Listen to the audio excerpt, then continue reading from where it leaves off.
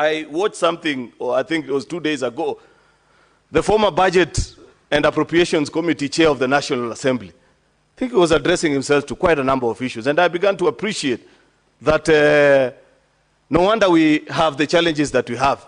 You know, there is something that the late President, Mr. Speaker, President Mwai Kibaki, used to speak about people being suddenly very clever. And I saw the gentleman trying to tell us, oh, you know, we should not borrow. Even the budget that we are using in this financial year, it is that gentleman actually who passed it on the floor of the National Assembly with a fiscal deficit of almost 5%. How is it that suddenly he has discovered that borrowing is bad?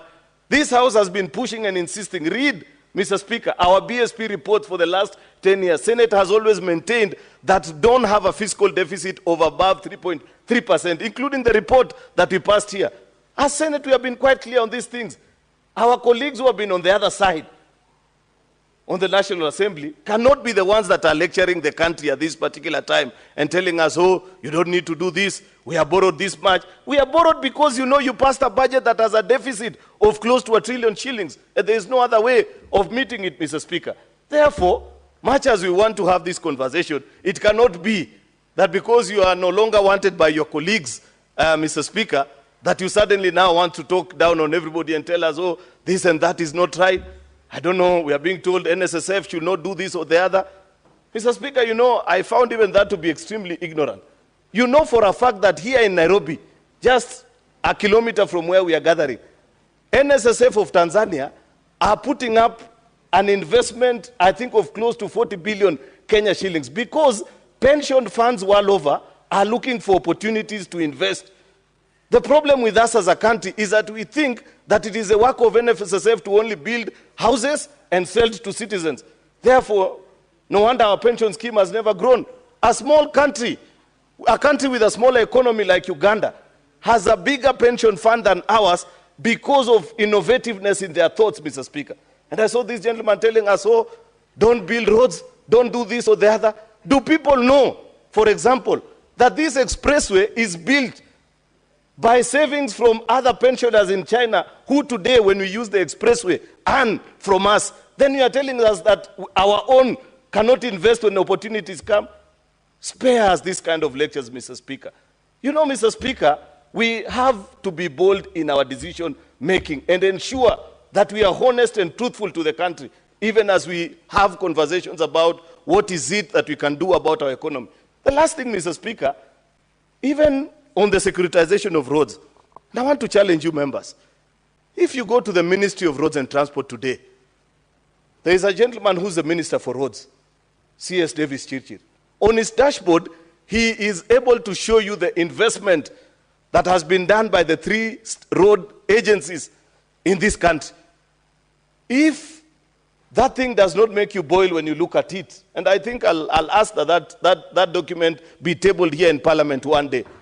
You know, because I'm saying this because I saw the member of Kiharu, that former member of, chair of Budget and Finance Committee, saying that we should not securitize roads levy so that we build roads in other parts of the country. Yet he knows, last financial year alone, in his own constituency, he sent 14 billion Kenya shillings to one constituency. The whole of my own county,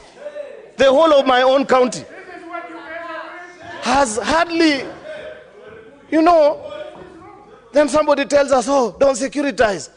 You know, this loan conversation about repayments of loans, Mr. Speaker, one day we will have to be honest with each other.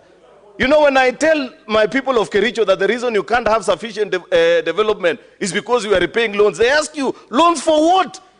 Because they cannot see. One day we will just say, tabulate what is in your county and pay. So that we see. You know, Mr. Speaker, hypocrisy must end in this country. Part of the reason why I love the broad-based government is that we said we want to be honest and end the politics of hypocrisy and politics of blackmail, Mr. Speaker, such as what I saw that young man trying to pursue. You cannot put 14 billion in your constituency, then you come and tell the rest of us who are dealing with bad and poor roads that we cannot look for money to build roads for our own people, Mr. Speaker. Mr. Speaker, I hope that I am still responding to comments made by my colleagues on division of revenue. But I just thought about it and I said, this country, sometimes you follow things and you wonder. We want equity. There's a point that I said that perhaps was lost. I said, and my colleagues, if it is not so difficult to establish, because now we are doing, in the new formula, the fourth generation formula, we are doing, there's an element called the gross county product. How much a county has been able to produce. What will you produce if you have not been enabled by the national government, Mr. Speaker? You can't produce if you have no roads, if your people are not healthy. There are counties that have 7 level 5 hospitals, while in most of the rural counties, like from where most of us come from, has only 1. And it is a level 5 by name only. Or counties that do not have. Therefore, if people want us to measure the productivity of every county, let us also measure the investment of national government in those counties, Mr. Speaker.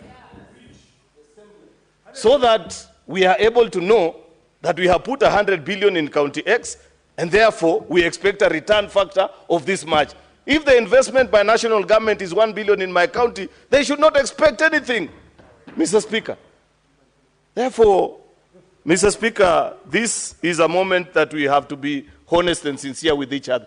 The reason devolution, the reason division of revenue is important and why Senate cannot come down from 400, the request of 465, Mr. Speaker, is that at least we know what we divide in this House, Mr. Speaker, is equally and equitably shared across all our 47 county governments. That cannot be said of the budget that remains in the other House. And therefore, if it was even possible, Mr. Speaker, we would actually put most of our resources in this House so that we share equitably across the 47 county governments, and the other one which people want to play games with, the little part of it, remains in the other House. Since that is not possible, let us at least begin with this 465, Mr. Speaker. The rest can come later. With those very many remarks, Mr. Speaker, I beg to reply.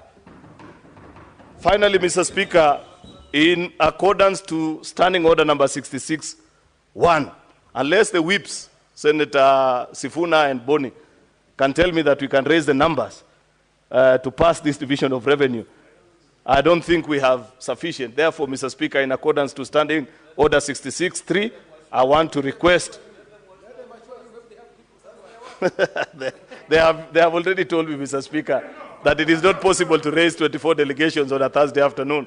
Therefore, I request that the putting of the question be deferred until a later date. I thank you, Mr. Speaker.